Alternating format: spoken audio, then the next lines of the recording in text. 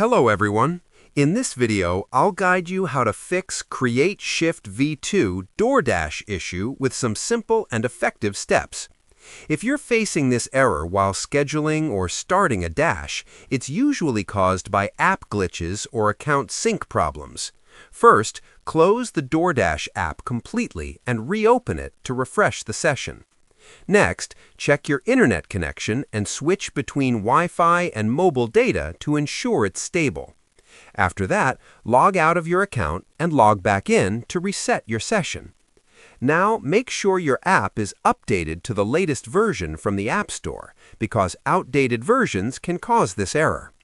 Also, try clearing the app cache or reinstalling the app to remove any corrupted data. If the issue still continues, wait a few minutes and try again, because server issues can also cause this problem. Finally, contact DoorDash support for assistance, and your issue should be resolved. Subscribe the channel for more videos.